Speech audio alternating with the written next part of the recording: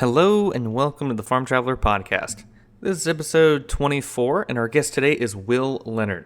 Will's an old friend. We went to the same elementary school, middle school, high school, college, so we go way back. He's a really cool guy. He is going to talk to us today about the timber industry, more specifically about what it's like to be a forester here in Northwest Florida. He's going to talk to us about how he got started in the industry, kind of how his family got him into it, about how to build a relationship with customers, what goes into timber harvesting, prepping the land, all of that. And he's also going to talk to us today about the impact that Hurricane Michael has had on Northwest Florida. Today is September 3rd, 2019, and Hurricane Dorian is currently hitting the Bahamas and slowly moving up South Florida. And it's definitely causing a lot of people here in North Florida to have a lot of flashbacks to when we had Hurricane Michael just over a year ago. And Will's going to talk to us about kind of how it's almost decimated the timber industry here in Northwest Florida. He's going to tell us how we lost 72 million tons of timber, which equals roughly a 10-year supply.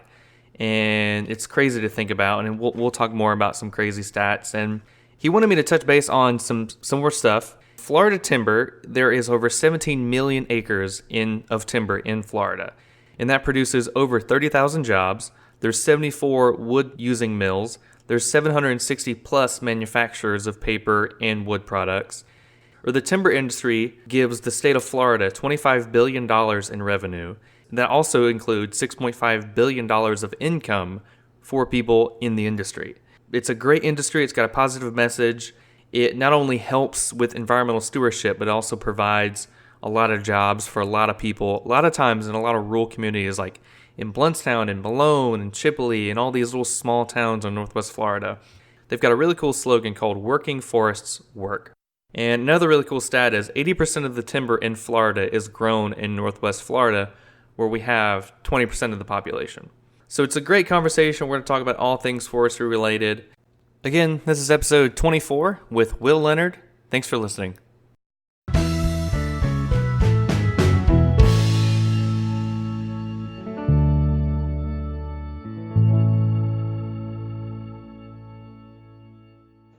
Welcome to the Farm Traveler Podcast. Will Leonard, how are you doing? I'm doing well, Trevor. Doing well. How are you today? I'm doing well, man. Well, hey, I just want to say again, thanks for being on the podcast. We go back super long way, like same elementary school, middle school, high school, college. Our parents both taught together, so we've had the pleasure of knowing each other for a good long while. That's right. A long time. Both proud alumnuses of Carr School. Oh, Cartech, the Institute of Higher Learning, as some of them say. So you work in the timber industry in Northwest Florida, correct? Yes, that's correct. Tell me how you got started in that and kind of what your background was in agriculture and kind of how you got started to being interested in working with timber.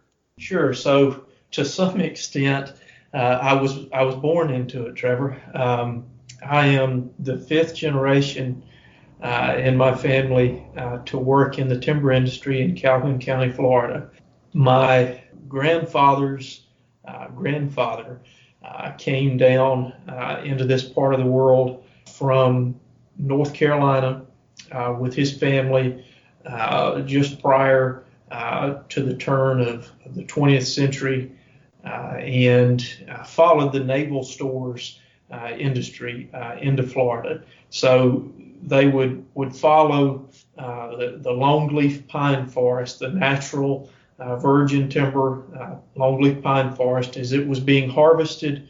They followed it south into Florida. Florida, the panhandle here was some of the last of the virgin longleaf pine forest to be harvested and to be used in the naval stores industry. Now, the naval stores industry, it involved ship masts and that kind of thing, and some lumber, but primarily that was turpentine, the production of turpentine, and the resin was used to caulk ships and for many other things. But one of the primary uses was in caulking, sealing wooden ships, and that was why they called it the naval stores industry. So they followed that industry into the panhandle of Florida around the turn of the 20th century.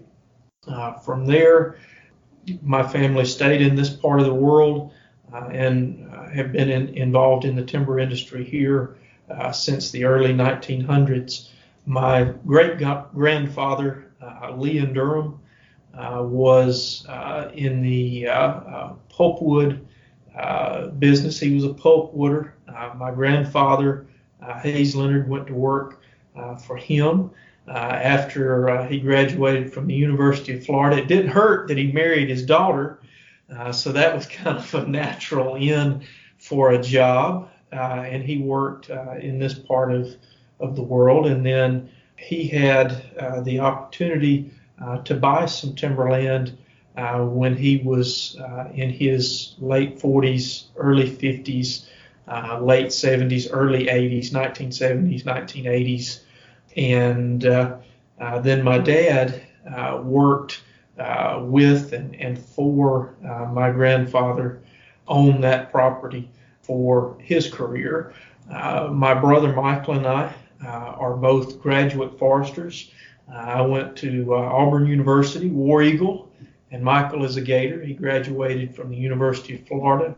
And together we make up the fifth generation of foresters, of people in the timber industry in our family.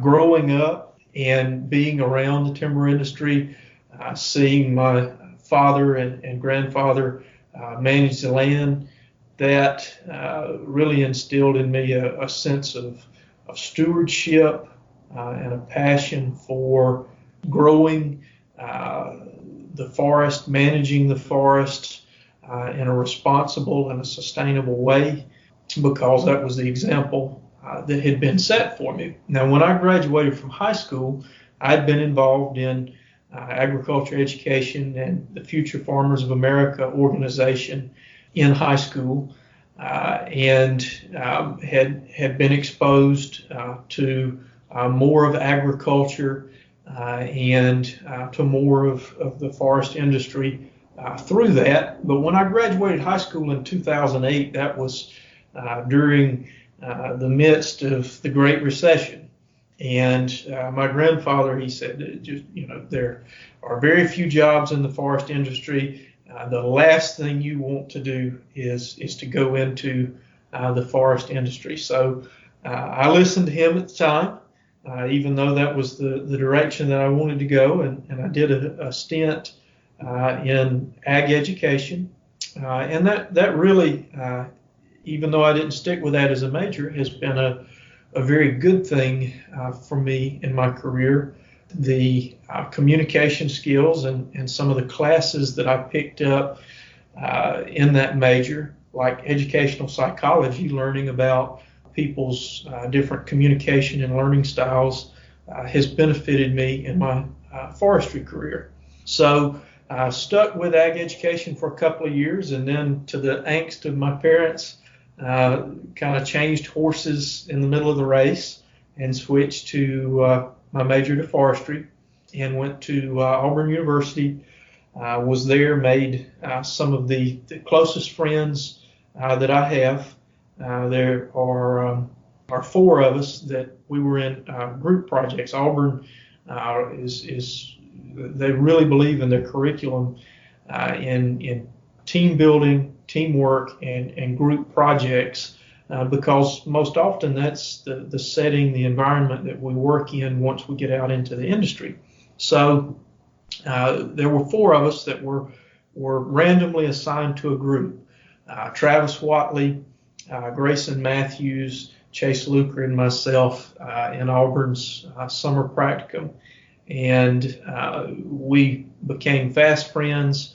And after that, every group project that we had, we were together anytime we got a chance to choose who was going to be in our group. And we all got to be really good friends, have been in each other's weddings, and stay close ever since we graduated. After graduation, I took a job with, they were the Rock 10 Corporation at the time. They're now merged with Meade West Vaco and our West Rock Corporation out of Norcross, Georgia, just outside Atlanta.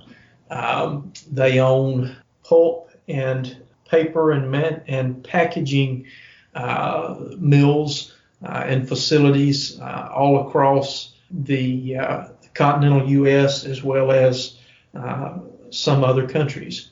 Worked for them for about a year as an associate procurement forester. My duties included building, maintaining, and managing open market supplier relationships and gathering local market data to understand market trends and work within the overall procurement strategy to price tracks. I monitored compliance with the Sustainable Forestry Initiative and then logging site compliance with the state of Florida best management practices for silviculture.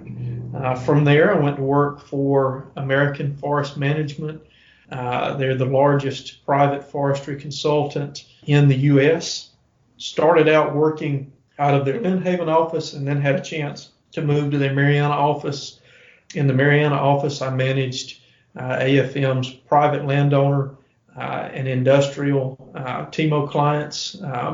Their private landowner, non-industrial, private forest owner, NIPF clients. That was a growing segment to their business out of their Mariana office. And I worked with private landowners to establish what their goals were for their property and then help them put in a plan in place to reach those goals. And then I managed two TIMO, or Timberland Investment Management Organization, more large-scale industrial clients for AFM out of that office as well. And working for them, I developed and implemented budgets, harvest plans, and silvicultural practices to meet their goals. And then in October of last year, Hurricane Michael impacted the Florida Panhandle on October 10th, and it kind of threw a monkey wrench in all of our plans and disrupted everybody's life. So at that time, my brother and I started the company that I own and work for now, Deer Point Timber Solutions. And since that time, we've performed timber damage appraisals for income tax casualty loss deductions for landowners that have enough remaining cost basis in their timber to warrant an appraisal. And we've also assisted landowners in the impacted area with formulating and implementing salvage, harvest, and reforestation strategies. All really good stuff. Man, I remember you were one of the main reasons I ran for state office in FFA, because you were one of the, I think you and Stuart Herndon, I mean, it might have changed, but you and Stuart Herndon are the only people from Bluntstown High School that have won multiple national titles. I mean, you won it in forestry and the national public speaking competition. So tell me a little bit about what's it like to manage some timberland? Like, what's that process through? What do you do to maintain it? What do you do to check on it? Kind of walk us through like your typical day in managing some timber. Sure, Trevor. So basically, if you remember in FFA, you had the three-circle model where you had the career development events, the classroom education, and then the supervised agricultural experience, where all of those things wrapped together, and it was kind of a continuous circle. There was overlap between all things, all of those different things. And it was a continuous cycle throughout the year for a member where you'd be in your agriculture class, you'd be a member of the FFA, and then during the year and especially during the summer, you'd be participating in your SAE, Supervised Agricultural Experience. To a large degree, managing land is that sort of cyclical relationship as well. So it's kind of like the chicken and the egg. It's hard to determine which happened first, but you have to have both. So what that looks like at the day-to-day level would be throughout the course of a year, when you're managing timberland, you've got different things going on. And at different times of the year, you have different activities that you're doing. So at some point in the year, you've harvested a tract of timber. The timber was mature biologically, and it had reached financial maturity as well.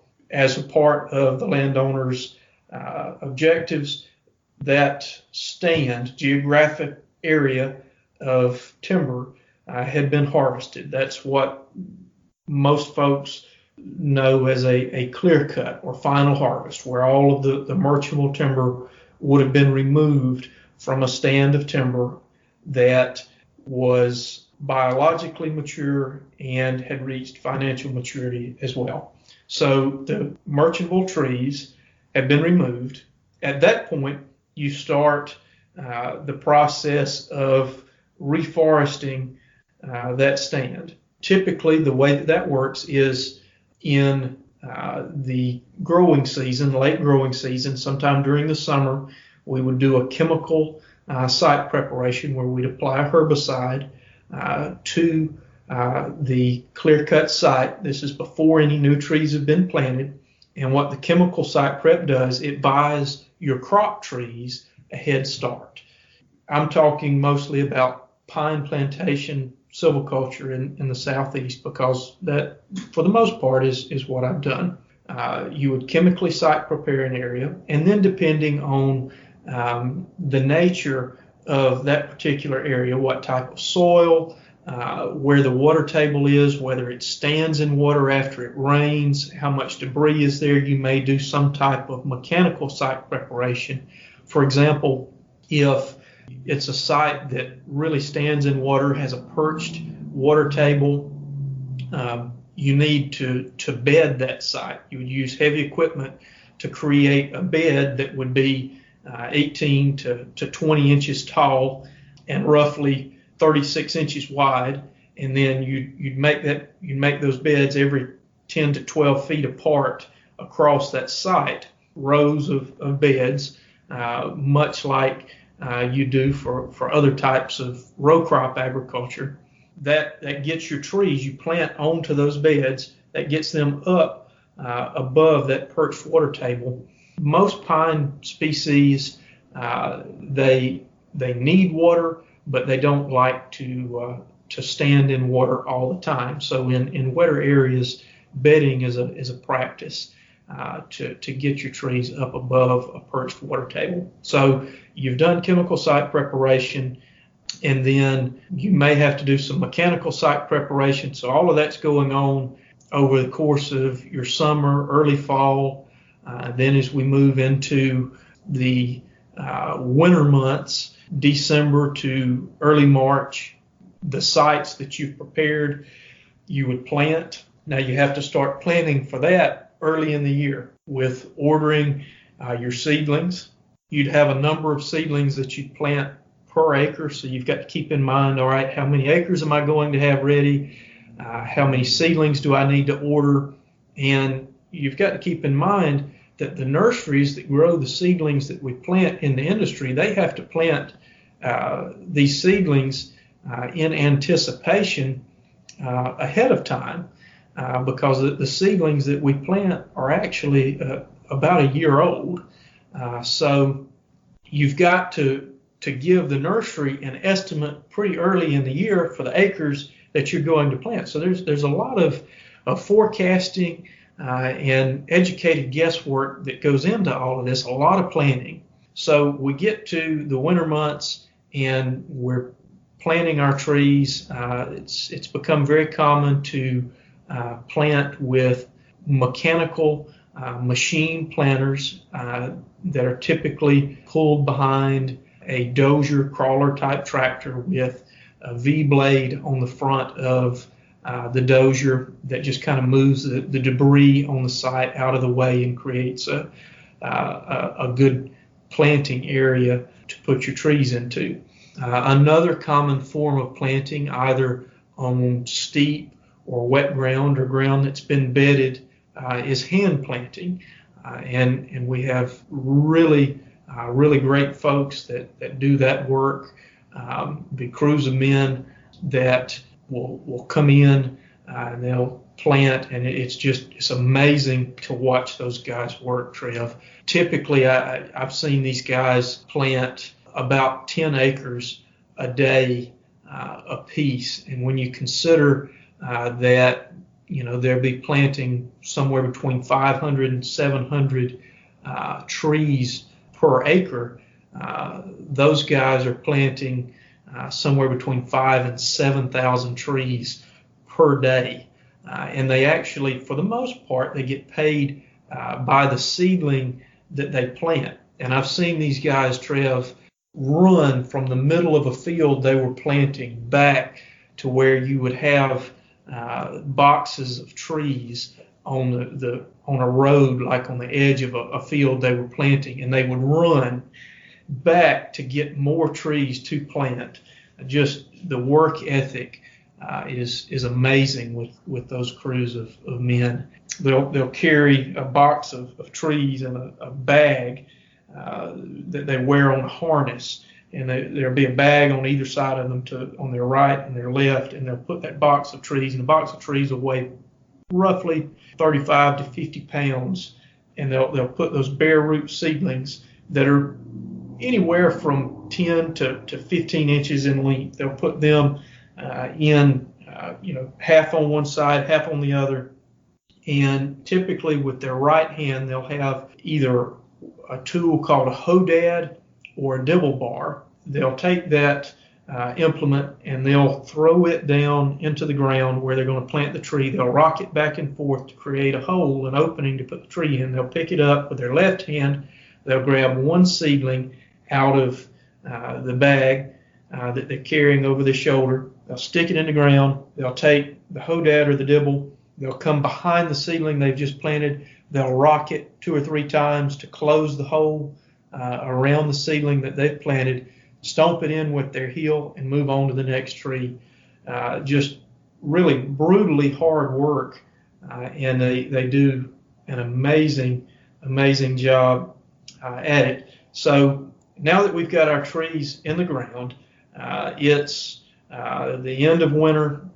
We're moving into springtime, and depending on the client, landowner that has planted the trees, from there, with a private landowner, they may step back and not do anything, and it may be 15 or 20 years before they come back and do any other treatment on that stand other than monitor its growth.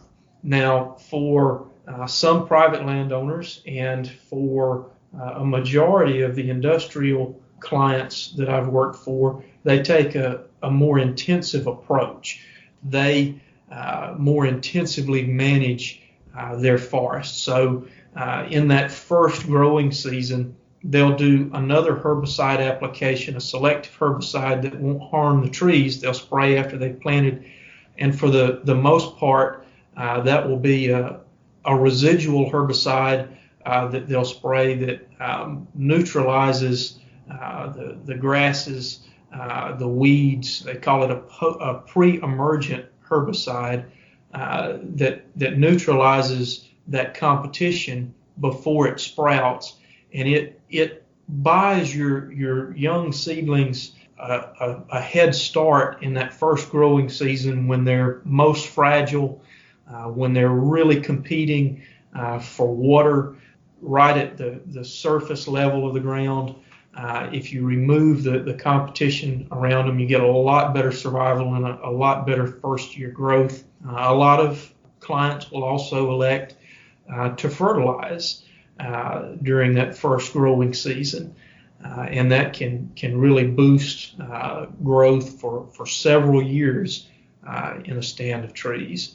So you've got that going on the first year, and then as you move through that calendar year, you've also got other things going on during the same time in stands that are what you'd call mid-rotation. So they're at roughly the halfway point of their life. And a good general rule of thumb there is the average life of a pine stand in the southeast United States is roughly 30 years.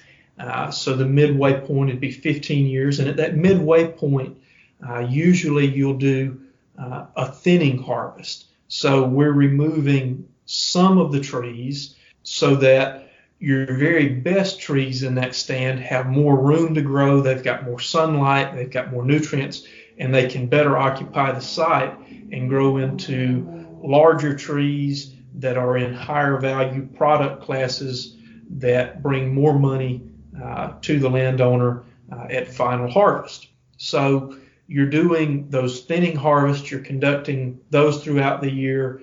During the springtime, during the same time where you're doing your fertilization of young stands, juvenile stands we'd call them.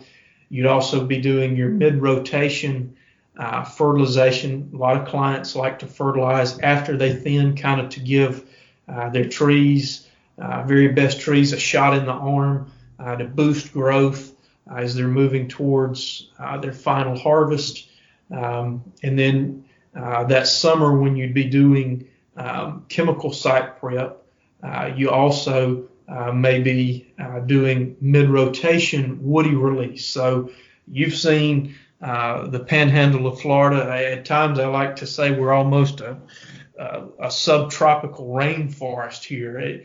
Something is going to grow if you accept the book of Genesis and the curse. Then, typically if we leave things alone, what we're going to get are weeds.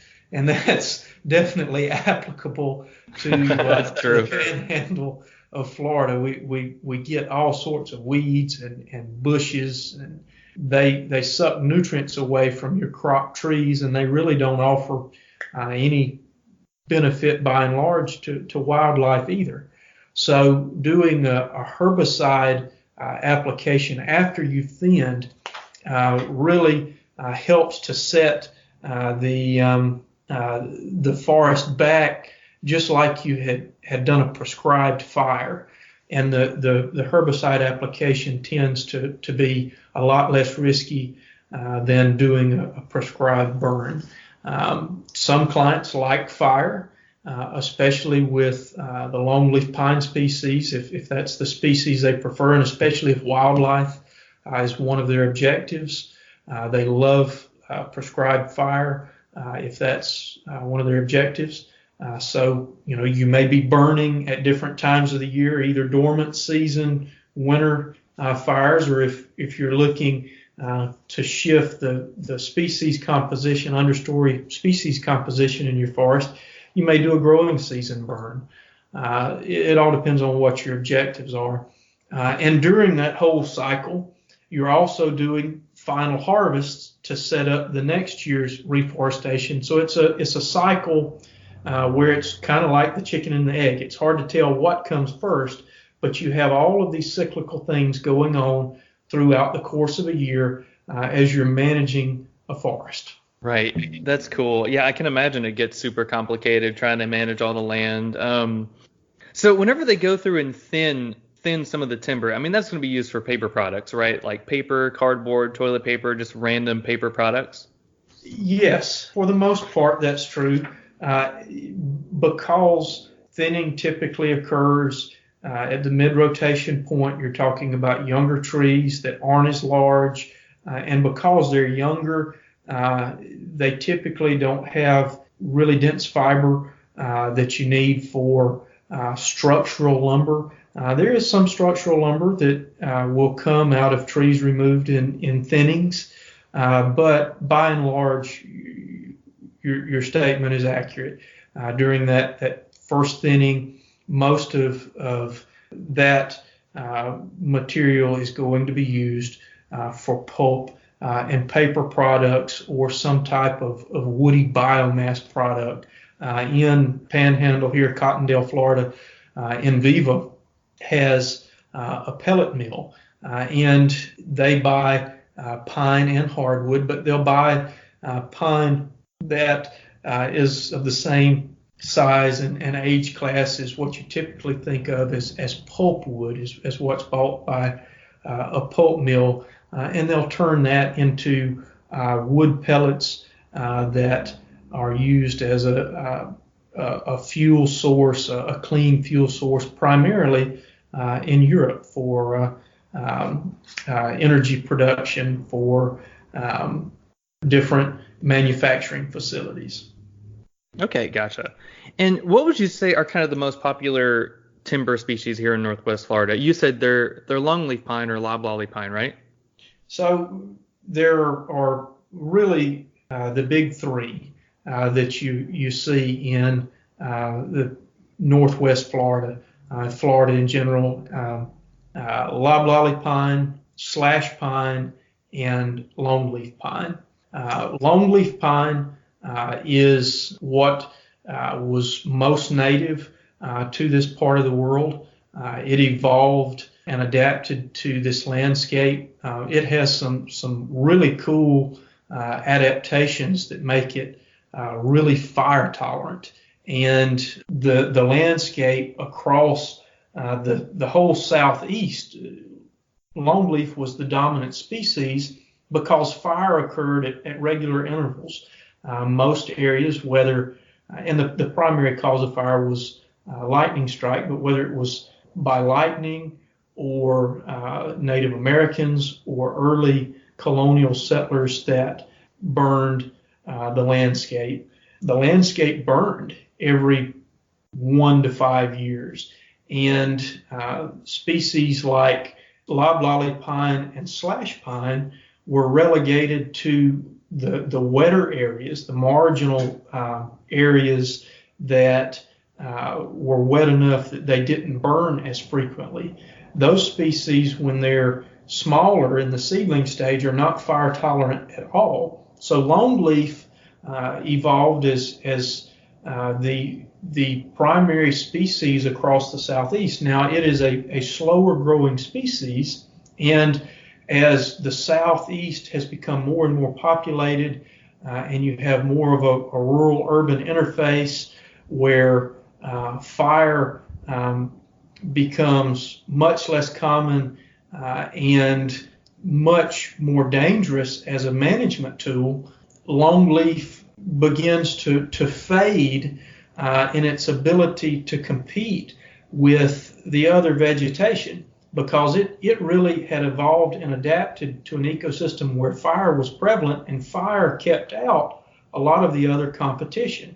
So it really blossomed in that environment. And when fire was really removed from the landscape after the 1930s, 1940s in Florida, longleaf pine has steadily declined in prevalence ever since. And then as the pulp and paper industry really took hold in the 30s, there began to be a need for plantation forestry and faster growing species. So the industry and our land grant universities and extension agencies began to experiment with different species. And the two species that they primarily experimented with were loblolly pine and slash pine. And they've both at the university level and then within private industry, there's been just tons of research over the last 50 to 60 years that have been done on the genetics of those two species. And just as we have bred different crops within row crop agriculture, or we have bred different breeds of livestock for certain characteristics, loblolly pine and slash pine have been bred over the last 50 to 60 years to promote more disease tolerance, faster growth, and better quality. And those species are the primary species that you'll see planted across the southeast. In Florida, slash pine is probably, well, not probably, without a doubt, it is the number one species. It's well adapted to the coastal flatwoods that are prevalent in Florida, from the Panhandle east into northeast and central Florida. And then loblolly pine would be a second. the second most common species in the state. And then if you spread that out over the southeast, loblolly would by far be the most common species, with slash pine being a distant second, and then longleaf pine a distant third. So those are your three major species that you'll find in the industry. Okay, and I'm not really sure if this is just what I've heard about longleaf or just all pines in general, but did longleaf, and this might be one of the reasons why they kind of died off, is that their pine cones, in order to germinate, they needed that extreme heat from the controlled burns or just from the wildfires to help them germinate. Is that right? There are some pine species that are evolved to need the extreme heat from fire to open their cones and allow the seed to fall. Longleaf is not one of those species. Sand pine, which is a species that is common to Florida, does need fire to open their cones and release their seed, but longleaf doesn't need to have that. The primary adaptation for longleaf that allowed it to thrive above all other pine species in an ecosystem where fire was prevalent was that it has a grass stage, and after its seed has fallen and germinated, instead of shooting up into a young tender seedling, it'll actually have a grass stage where it has its needles look like a bundle of grass, and they protect the terminal bud on that young seedling.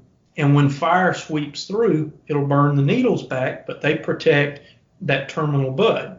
And where the young tender seedlings of another species would be destroyed by fire, longleaf is fire tolerant. That's not to say that fire won't kill longleaf. A hot enough fire will destroy longleaf just like everything else.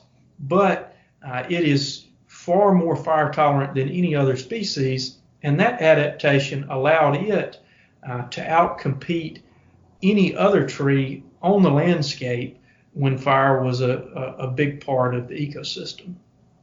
Okay, gotcha. That makes a lot more sense. With forestry, what exactly what does success look like to you? Is it working with some really happy customers at the end of the day that just had a really good successful crop of timber? What does success look like for you?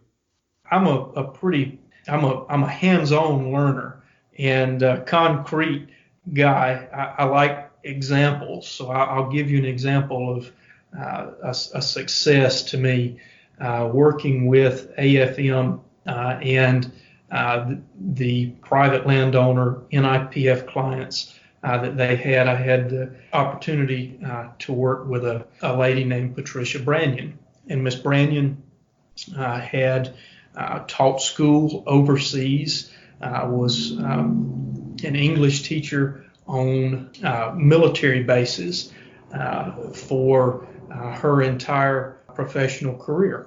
And when she retired and moved back to the States, she had grown up around a farm. She wanted to reconnect with the land. So she took part of her retirement savings and purchased some timberland from the St. Joe Corporation in Jackson County, Florida, the northeast portion of Jackson County, Florida, near Malone, Florida. She had managed that piece of property for 6 to 8 years and had a really nice, beautiful piece of property. She had the timber thinned once and had a less than positive experience with selling her timber, and was somewhat wary to sell the rest of her remaining timber, but it was getting older. It had some disease problems and had begun to reach biologic maturity, and it was time to remove that stand of timber and begin a new forest. She contacted AFM, and I went out to meet with her to talk through the process with her of selling her timber, what that was going to look like, and she decided to do business with us. And I was able to walk her through step by step the sale of her timber. Was able, it was a dry track with some large timber, and the forest industry, the timber market is like any other free market. It's governed by supply and demand. When we have a really wet season, the availability of really nice tracts of timber that can be logged with heavy equipment because they have good ground conditions. When that supply diminishes, the price for the sites that are there that have really nice timber and good ground conditions go up. So that was one thing that I explained to Miss Brannion, was that you really have something here that we can market. We need to be patient. We really need to do a good job marketing this timber. We did a timber cruise for her so that she knew exactly what she had. We forecasted what it was going to bring, and when we needed to sell it, I waited for the market that I was looking for and sold it to a buyer that had incentive, and they moved onto the tract and harvested it within a couple of weeks after we had sold it from Miss Brannion. Had the opportunity to get her to come out and to observe the harvesting, to explain to her what was going on, the different pieces of equipment, what they were all doing, how the timber was being sorted by product and how it was being merchandised, how we were supervising the harvest so that each tree was put into the highest value product class that it could be put into, so that she maximized the return on the timber that she had. And at the end of that process, she wrote me a letter expressing her gratitude for us having walked her through the process, having gotten her the most for her timber that we could, for having made sure that the harvesting occurred in accordance with Florida's best management practices for silviculture, that we looked after the land like it was our own. She had a gate that needed to be put back up. I went up there on a weekend to put the gate back up, and she wrote in her letter that we treated the land like it was our own, and that if she ever had any timber to sell again, that she would use us. And that was one of the most rewarding experiences that I've had in my career. And to be able to really do a good job for somebody, to help them reach their goals for their forest, for managing their forest, that's a success to me. That's awesome, man. That's really cool to hear. It sounds like it's not only is it important to kind of manage their timberland, but also super important to kind of build that relationship and kind of show them that you're going to do it the right way, protect their land, and do it in all the best ways possible. So that's really cool. I'm glad that's a really good success story. So you kind of touched base on it earlier about the impacts of Hurricane Michael, and I know you were on Fox News a few weeks ago, kind of talking about it with the Commissioner of Ag, and just kind of talking about the impacts that Hurricane Michael has had on the timber industry in Florida, which I heard, months ago, that at least in Northwest Florida, it has had $1 billion impact just on timberlands. And I know, like where we're from, Bluntstown and all those surrounding communities that rely so much on the timber farms, they're not really going to feel that economic impact until years later. So what's kind of been going on in the industry since Hurricane Michael hit a few months ago? Sure. You're right on with that $1 billion number, Trev.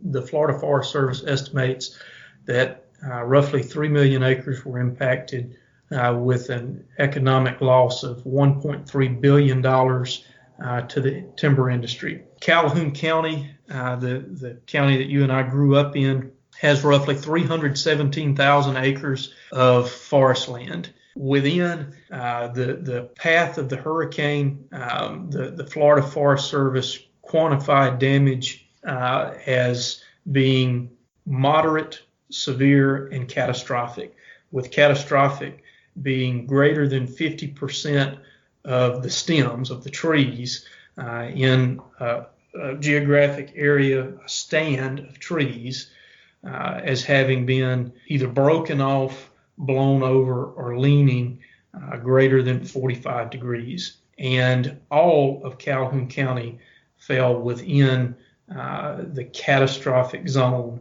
of Hurricane Michael's path of its devastation. So there wasn't an area of forest in Calhoun County that wasn't devastated by Hurricane Michael. Now, looking at the black and white numbers, there were 72 million tons. This is estimated by the Florida Forest Service, 72 million tons of timber that were destroyed as a result of Hurricane Michael. We all are familiar with what a log truck looks like. We've seen them up and down the highways.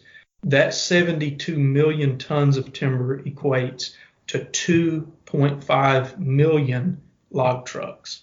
So I have a cousin who is an engineer that's a lot smarter than I am, and I asked him this. I said, David, if you took those 2.5 million log trucks and you put them end to end, how many times would they wrap around the earth? And being an engineer, he knew the circumference of the earth off the top of his head, did a little quick math, a little over 3 times, Trev. If you put all of those trucks together, they would wrap around the earth a little more than 3 times. Wow. I mean, I can believe that after seeing all the timber that's down or destroyed. I can certainly believe it. That is an absolutely bonkers statistic. Wrap around the earth 3.5 times, and it's 2.5 million log trucks. That, to give you a little bit of perspective, that's not the only wood that is harvested, and that's not just Calhoun County, but 72 million tons of timber, of fiber.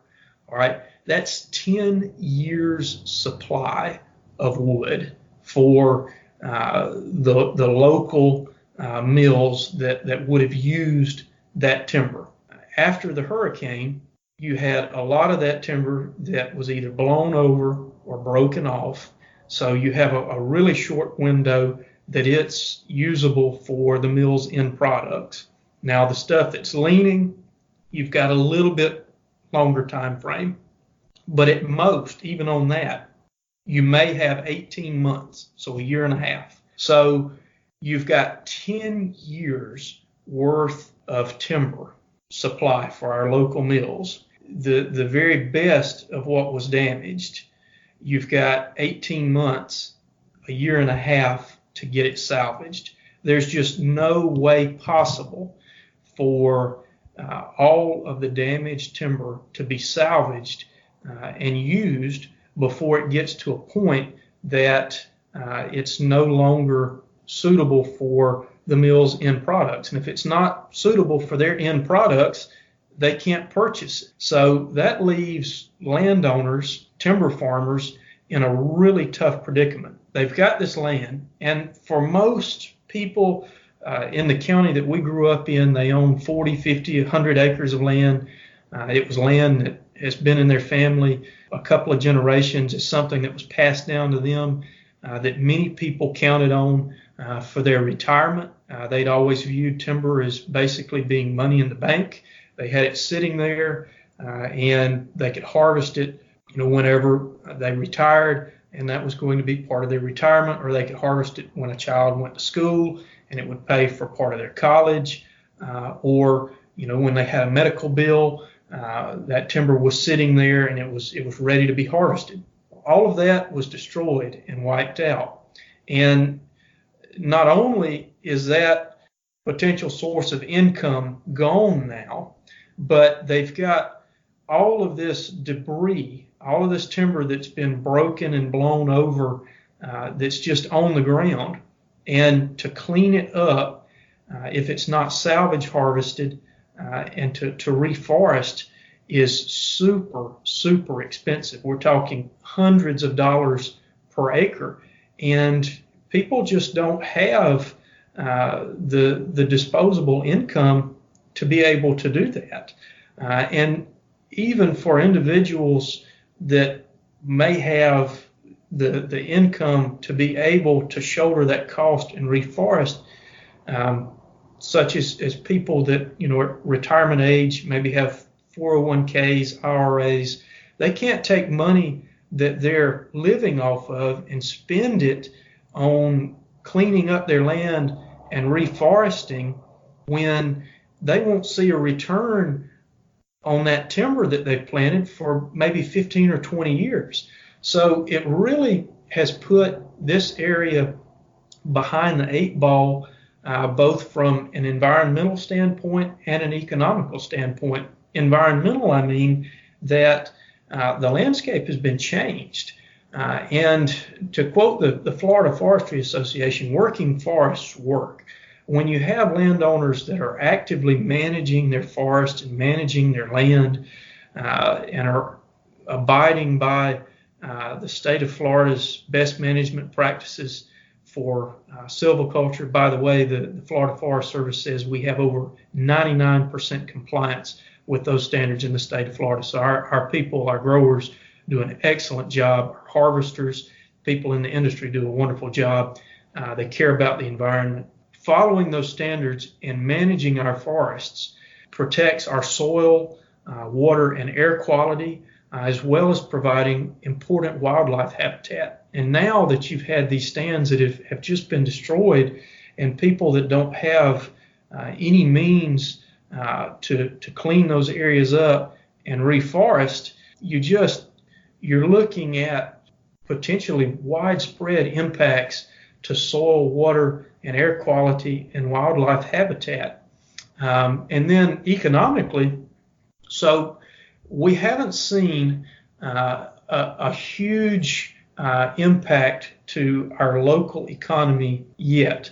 I call it, for lack of a better term, the dead cat bounce. So, if you had, a situation where, you jumped off of a building and you bounced when you hit the ground the first time, you'd come up in the air again a little bit before you hit the ground the second time and didn't move again.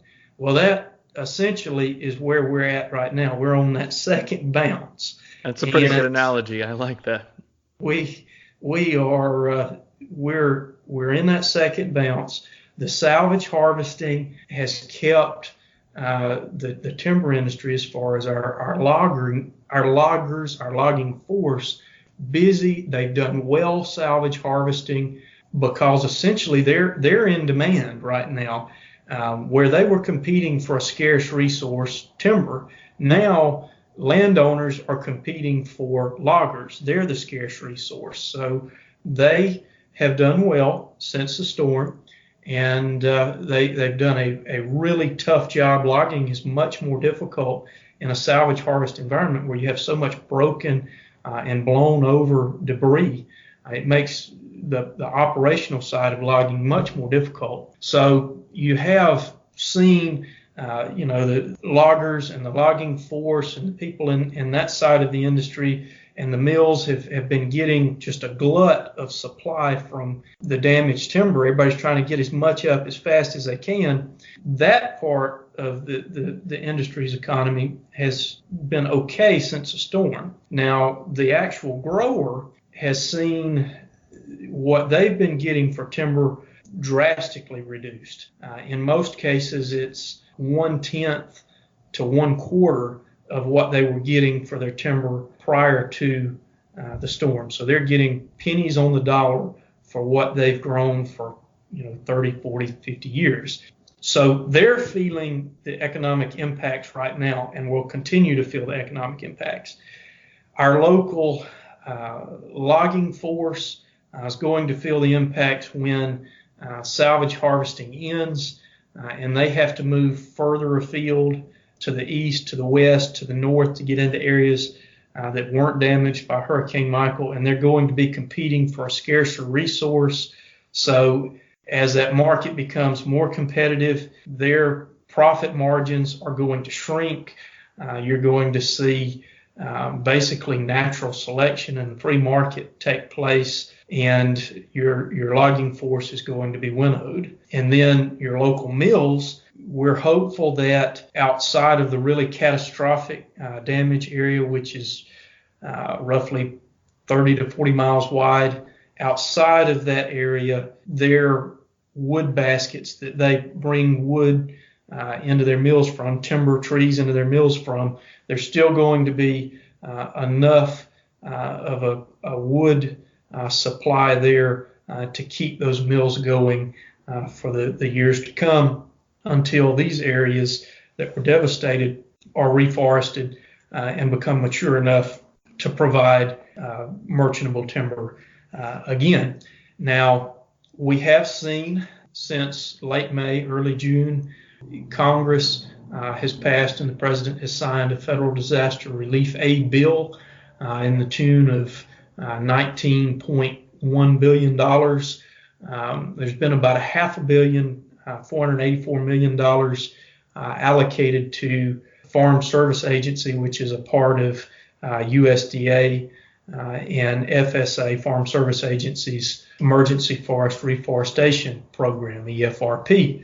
And that's a cost share program to benefit landowners whose timber was destroyed. And it's basically a 75-25 match cost share program where the government, USDA, will put up 75% of the cost to reforest, and the landowner will be responsible for the other 25. Now, the problem for a lot of folks is going to be coming up with that 25%.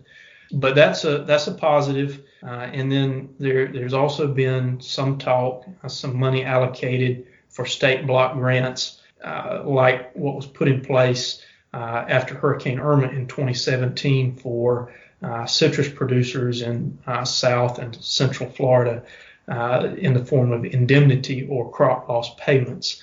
And really what a lot of people's futures are hanging on is what happens with federal aid and the possibility of those crop loss payments.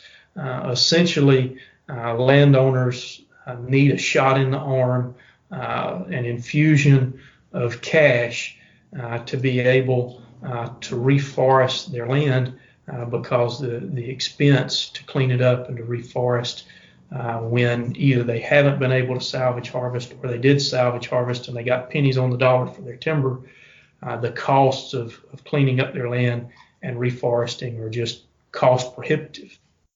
I guess time is only going to tell how well Northwest Florida does and how the timber industry is going to recover. And I've been super glad to hear about all the assistance programs that have been happening about kind of helping people clear their land. I had no idea that it would cost that much. I mean, I knew it would cost a lot, but I didn't know it would be that expensive to clear the land and then just to replant. And obviously, like you said, they're not going to get that profit until like 30 years down the road. So, I mean, there's a lot of difficult situations going on. Yes, and everybody is kind of backed into a corner, but the forest industry has some really smart, resilient people, and they're working really hard to recover. And then we all have been very fortunate to have some really good people working on our side. Senators Scott and Rubio have been in our corner, Northwest Florida's corner, since day one. Our representatives have been battling as well. The head of the Florida Forest Service, Jim Carles, has gone above and beyond to advocate both at the federal and state level for timber growers here in Northwest Florida. Commissioner of Agriculture, Nikki Freed, has really gone to bat for the Panhandle and for the timber industry, both at the state and the federal level. And then the Florida Forestry Association, the advocacy and lobbyist group for the forest industry in Florida, has been just beyond resilient and dogged in their tireless efforts to secure the aid Northwest Florida and its timber industry need, both at the state and the federal level, and would definitely want to give a big shout out to all of those folks, and a huge thank you for their help in the past 9, almost 10 months now.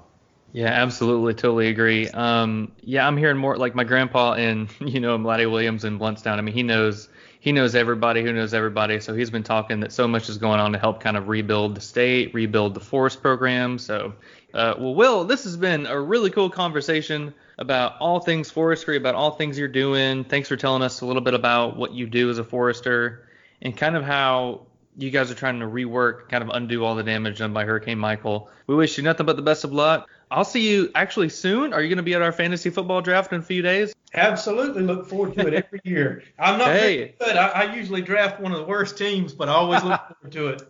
Hey, man, at least you're consistent. I am no better. I hope I can finish above next to last this year, so we'll see how it goes. Well, Will, thanks for being on, man. Take care, and we'll talk to you soon. Sounds good, Trev. I appreciate the opportunity.